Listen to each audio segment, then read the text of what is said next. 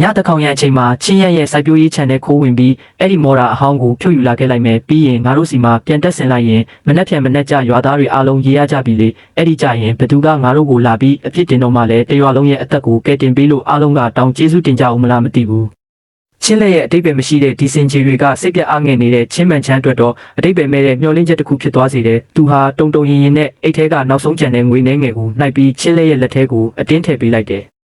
လဲစီ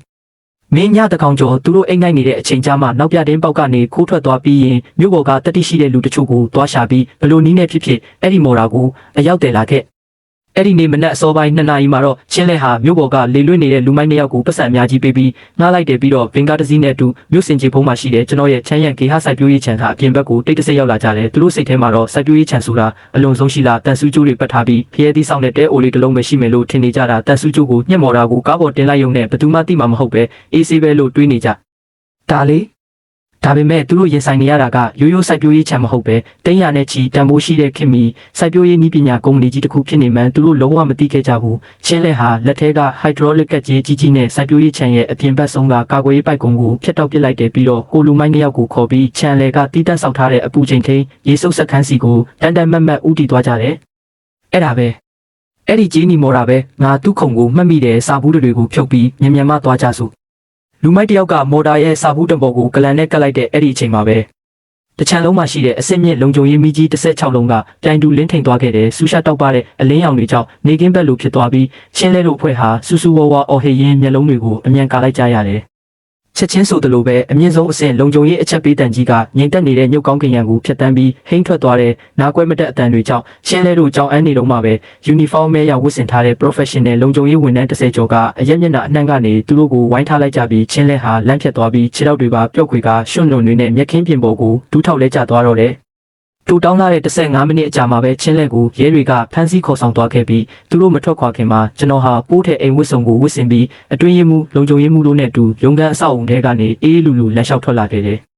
ချင်းလက်ကကျွန်တော်ကိုမြင်တဲ့အခါရေနစ်သူကနောက်ဆုံးကောက်ရိုးမြင်ကိုလှမ်းဆွဲလိုက်တယ်လို့မျိုးအတင်းအော်ဟစ်ပြီးချင်းရမင်းသူတို့ကိုအမြန်ရှင်းပြပေးပါဦးငါကမင်းရဲ့အကိုလေးငါကမင်းရဲ့စက်ပစ္စည်းတွေကိုလာကြည့်အောင်တင်ပါငါခိုးတာမဟုတ်ပါဘူးငါတို့ကမိသားစုတွေပဲဥစ္စာရဲဘော်တို့ကျွန်တော်ကချမ်းရံစိုက်ပျိုးရေးနည်းပညာကုမ္ပဏီရဲ့ဥပဒေကြောင်းအရတာဝန်ခံခြင်းရန်ပါဒါကကျွန်တော်တို့ကုမ္ပဏီရဲ့ဥပဒေအကြံပေးပါသူကကုမ္ပဏီကိုစားပြုပြီးခင်ဗျားတို့ရဲ့စုံစမ်းစစ်ဆေးမှုကိုအပြည့်အဝပူးပေါင်းဆောင်ရွက်ပေးပါလိမ့်မယ်ကျွန်တော်နောက်ကဥပဒေရေးရာဒါရိုက်တာကချက်ချင်းရှေ့ကိုတက်လာပြီး CCTV မှတ်တမ်းတွေထည့်ထားတဲ့ဟတ်တစ်နဲ့တစိမ့်တုံးထုထားတဲ့စာရွက်စာတမ်းတွေကိုရဲအရာရှိထံအပ်နှံလိုက်တယ်မင်္ဂလာပါရဲဘော်ဒါက CCTV မှတ်တမ်းအပြည့်စုံတဲ့စက်ပစ္စည်းပိုင်ဆိုင်မှုတန်ဖိုးဖြတ်ချက်အစီရင်ခံစာပါသူတို့အတင်းအဓမ္မဖြုတ်ယူဖို့စူးစမ်းခဲ့တဲ့ဒီပိုအားမြင့်မော်ရာဟာရိုးရိုးစိုက်ပျိုးရေးသုံးစက်မဟုတ်ပါဘူးကျွန်တော်တို့ကုမ္ပဏီကကိုယ်တိုင်သူတည်တနာပြုလုပ်ပြီးမူပိုင်ခွင့်လျှောက်ထားတဲ့အဓိကစက်ပစ္စည်းဖြစ်ပါတယ်ဒီစနစ်ရဲ့ကာလတန်ဖိုးကငွေကျပ်4သိန်းကျော်ရှိပါတယ်ဒီလူတွေဟာလုံခြုံရေးစနစ်ကိုဖျက်ဆီးပြီး professional ခိုးယူရေးကိရိယာတွေနဲ့အတင်းအဓမ္မဝင်ရောက်ခိုးယူဖို့စူးစမ်းခဲ့တာမို့ဒါဟာပိုင်နက်ကျူးလွန်ပြီးခိုးယူမှုမြောက်ပါတယ်ဒါအပြင်ဒီဆက်ဟာကုမ္ပဏီရဲ့အဓိကပိုင်ဆိုင်မှုဖြစ်တာကြောင့်ဒါကိုဖြုတ်ယူလိုက်ရင်ကျွန်တော်တို့ရဲ့စိုက်ပျိုးမြေဧကထောင်ကြီးရေပြက်လက်ပြီး6တွေ့တည်ဆုံးမဲ့အနေရှိပါတယ်ဖြစ်ပေါ်လာနိုင်တဲ့စီးပွားရေးဆုံးရှုံးမှုကတိမ်တနန်းအထိရှိနိုင်ပါတယ်ဒါဟာရိုးရိုးရာဇဝတ်မှုမဟုတ်ပဲအလွန်ဆိုးရွားတဲ့ကြီးလေးတဲ့ပြစ်မှုကြီးဖြစ်ပါတယ်ကုမ္ပဏီရဲ့ကုန်ထုတ်လုပ်မှုကိုပါထိခိုက်အောင်လုပ်ဆောင်ခဲ့တာပါစင်ကြီးတွေရှိရင်တော့နောက်မှပဲဖြည်းဖြည်းပြောတော့ကားပေါ်တက်ချင်းရံမင်းလိုတွေးတဲ့ကောင်မင်းဝတ်လိုက်လိမ့်မယ်ချင်းလက်အဖမ်းခံရတဲ့တရင်ကနောက်တစ်နေ့မနက်မှာပဲရွာထဲကိုပြန့်နှံ့သွားခဲ့တယ်ဒီတရင်ကတော့စိတ်ပြတ်အားငယ်နေတဲ့ဦးကြီးချင်းမှန်ချမ်းအတွက်မိုးချိုးပစ်ချလိုက်တယ်လို့ဖြစ်သွားစေခဲ့တယ်သူဟာတားဖြစ်သူကိုကဲတင်ဖို့ရှိနေခါငှားဖို့အတွက်ကောရွာသားတွေနဲ့ကုမ္ပဏီရဲ့အကျွေးတွေကိုဆက်ဖို့အတွက်ကောတောင်ပေါ်ကမမဲ့သေးတဲ့ငှက်တောင်လာမစားတဲ့ပန်းတီးအပုပ်တိုးတွေကိုအတင်းလိုက်ခူးတော့ဒဲကုံတင်ကအကြီးစား3စီးစာရလာတဲ့အဲ့ဒီအမိုက်တွေကိုမြို့ပေါ်ကအကြီးဆုံးတတိလက်ကဈေးကွက်စီတည်ဆောင်ပြီးကန်ဆန်းဖို့ပြင်ဆင်တော့တာပေါ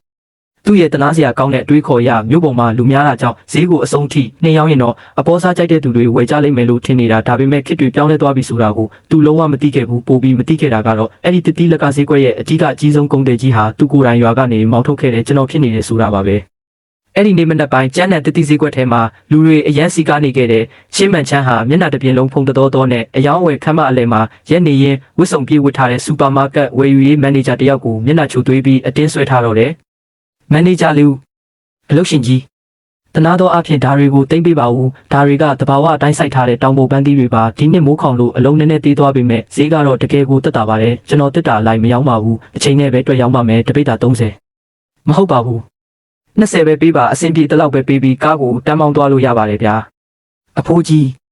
ခမည်းနေရာမလာတာမဟုတ်လားခမည်းကကျွန်တော်တို့ပြည်နယ်ရဲ့အဆင့်မြင့်ဆုံးတစ်တီးဈေးကွက်ကိုအမိုက်ပုံထင်နေတာလားဝက်တောင်မစားတဲ့ဒီလိုအမိုက်တွေကိုခမည်းကဈေးကွက်ထဲယူလာဝင်သေးတယ်ပေါ့ဒါတွေကိုသာကျွန်တော်တို့စူပါမားကတ်စင်ပေါ်တင်လိုက်ရင်ကျွန်တော်တို့ဆိုင်ရဲ့နာမည်ဘာဖြစ်သွားမလဲဘေးနားကဖြတ်သွားဖြတ်လာကုန်တယ်တွေနဲ့ကားသမားတွေကခြေလမ်းတွေကိုရက်တန့်ပြီးဝိုင်းဝန်းရေမောလောင်ပြောင်ကြတော့တယ်ဟုတ်ပါဗျာ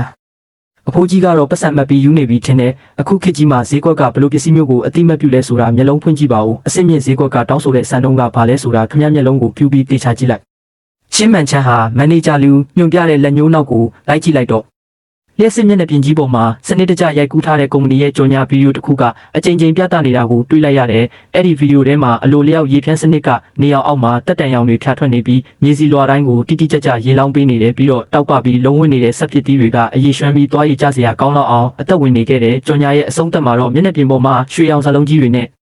ချမ်းရံစိုက်ပျိုးရေးနည်းပညာဂရုကတီထောင်သူချင်းမှန်ချမ်းဟာတကိုယ်လုံးတုံရင်သွားပြီးခြေထောက်တွေပါပျော့ခွေသွားတော့တယ်တွေ့ပြီလားဟိုချမ်းရံစိုက်ပျိုးရေးကပို့ပေးတဲ့တဘာဝတစ်တီးတွေကြမှာတကယ်ကိုအယောင်သွက်တာပြတစ်ပင်ပေါ်ကတော့မစင်းရသေးဘူးကုန်တယ်ကြီးတွေကဈေးကြီးပေးပြီးအကုန်ကျိုတင်မှယူထားကြတာခမရဲ့ဒီအမိုက်ကားသုံးစီးကတော့တည်ယူပို့ဆောင်ရေးကပြန်ပေးပြီးအလကားပေးရင်တော့ဘယ်သူမှယူမှာမဟုတ်ဘူးမန်နေဂျာလူကရင်ကောင်ကိုမောင်းထုတ်တယ်လို့မျိုးလက်ခပြပြီးလှည့်ထွက်သွားဖို့ပြင်လိုက်တယ်အဲ့ဒီအချိန်မှာပဲမန်နေဂျာလူဟာရုတ်တရက်အလွန်ယိုသေးကိုင်းညွတ်ပြီးဖားပြတဲ့အပြုံးမျက်နှာမျိုးချက်ချင်းပြောင်းလဲသွားခဲ့တယ်